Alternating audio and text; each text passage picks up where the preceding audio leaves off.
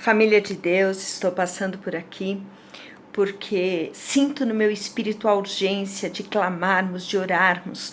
Não vamos perder a nossa nação, não vamos perder a nossa terra, porque o Senhor dos Exércitos vai à nossa frente, se rendidos, dependermos daquele que é poderoso para realizar um milagre. Estamos em guerra, e guerra espiritual. Essa semana um pastor, amigo, íntegro, profeta, compartilhou um sonho que eu quero relatar agora para vocês. E no sonho ele precisava chegar a determinado lugar e estava sendo impedido por pessoas moribundas, pessoas sujas, deitadas no chão, adormecidas, sem ânimo, sem vigor, sem vida. E naquele mesmo local existiam cachorros, existiam vacas que estavam todas ali. E ele pensava, como eu vou passar por esse lugar? E cheio de sujeira, fezes no chão. E de repente ele, no sonho, dizia, isso só pode ser espiritual. E nessa hora, um ser todo resplandecente, grande, uma imagem de uma pessoa que não se via rosto, não se via olhos, mas luz, claridade. E aquele ser que eu creio, um anjo do Senhor, começou a conversar com o pastor, orientando o que ele via. E aquele anjo dizia assim a ele, esse que você está vendo, essa situação que você está vendo, esses bichos, isso por detrás tem um principado, o principado do lockdown. O nosso inimigo, ele veio matar, roubar e destruir. Guerra espiritual, luz e trevas. Deus e o inimigo de Deus. O plano de Deus é bom, perfeito e agradável. Ao contrário, o inimigo trabalha com a maldade. Então, esse principado foi invocado para destruir a nossa nação. Como assim? Pessoas gananciosas, pessoas que não se importam com o povo, que não têm amor, egoístas, violentas, que produzem as obras da carne, como a palavra de Deus nos ensina, maledicência, morte, enfim, maldade. Pessoas invocam poderes das trevas para agir. E o Senhor mostrou no sonho que foi invocado esse poder para destruir a nossa nação através de rituais. Então, aquele anjo dizia, esses cachorros, essa vaca que representam os demônios, parecem mansos, mas eles vão começar a incitar a guerra. Eles têm como objetivo destruir a estabilidade social, moral. E a imoralidade vai trabalhar. A igreja precisa se posicionar e orar. Quem dizia isso? O anjo. No sonho, para o profeta. A igreja precisa se posicionar e orar. Qual é o verdadeiro posicionamento da igreja que glorifica o nome do Pai? Rendição, joelho, desejando ouvir a voz de Deus, gerando os sonhos de Deus para a nossa terra. Nós sabemos que existe promessa e vai ser cumprida de um avivamento, e o inferno teme esse avivamento, por isso está trabalhando para levantar obstáculos, mas o poder é do nosso Deus, Criador dos céus e da terra. Por isso, rendidos, não podemos retroceder, mas nós precisamos levantar a espada, a palavra que é viva, avançando, pisando serpentes e escorpiões e crendo que nada nos fará dano algum, porque assim o Senhor nos prometeu. Na visão do sonho. Ele via água suja descendo pelas ruas, água barrenta e com um resíduo podre de lama.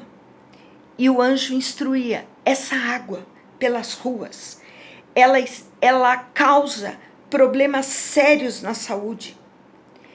Ela traz doença e também provoca uma revolução na distorção sexual com aberrações. O que seria então essa água barrenta?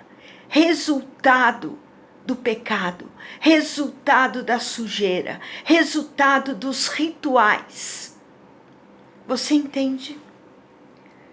E o Senhor então disse: eles não terão êxito se a igreja orar. A ira de Deus está aí. Mas eles não terão êxito se a igreja orar. Lembra Josafá, o rei Josafá, quando ele se viu numa situação difícil, sentiu até medo, diz a palavra. Ele correu para o Senhor e disse: o que eu faço? E ele conclamou um jejum. O nosso presidente, juntamente com pastores que se importam com a nossa nação, conclamaram um jejum agora dia 29. E você não pode ficar de fora. Filho de Deus, você não pode ficar de fora. Nós temos de nos unir e clamar. Porque poderoso é nosso Deus. E como exemplo, Josafá, nesse jejum, nessa oração nacional, o Senhor interviu e respondeu à oração daquele povo. Não sei se o Senhor vai responder como ele respondeu para Josafá, no sentido de: houve entre o exército inimigo uma degladiação e eles se mataram entre si. Não sei se será assim, mas eu sei que o Senhor tem um plano perfeito e Ele responde ao jejum, à oração, armas espirituais, porque estamos em guerra e precisamos usar armas espirituais. Na cruz Jesus venceu, na cruz Ele desfez toda ação de trevas, expôs publicamente todos os principados e potestades, mas nós precisamos da presença do Senhor neste momento, porque foi a presença do Senhor que trouxe a vitória, trouxe o triunfo a Josafá e todo o seu povo. Presença de Deus, nós precisamos despertar para clamar. E depois, intercedendo com uma serva de Deus, intercessora fiel, enquanto orávamos pela nação, o Senhor em línguas trouxe a revelação do sonho do pastor. E eu quero ler para vocês. Por que eu estou compartilhando isso? Quem tem ouvidos, ouça. O Senhor está falando comigo. E eu creio que Ele pode falar com você. Eu estou fazendo a minha parte. E você deve fazer a sua. Então, na revelação das línguas, o Senhor disse assim: rituais estão sendo feitos por homens maus e demônios estão sendo invocados. E esses demônios estão agindo. E as pessoas estão ficando assim como no sonho, adormecidas, sujas, hipnotizadas. A mente tem sido controlada pela malignidade, pelo medo. As pessoas têm se tornado preguiçosas espirituais, sem atitude, passivas, aceitando tudo, sem raciocinar, sem posicionamento, sem ânimo, e assim deixam de lutar. Os filhos de Deus estão sendo amarrados, amordaçados e paralisados. Não estão se colocando de joelhos e deitam se acomodando. Muitos ainda não entenderam o que está acontecendo. A luta do bem contra o mal. Qual é a luta do bem contra o mal? É a luta das trevas contra a luz. É a luta dos demônios querendo a nossa terra, avançando, e porque eles estão tendo poder para agir. Porque foi dada autoridade ao homem, e o homem tem entregue essa autoridade através da maldade para os demônios que estão abrindo portais.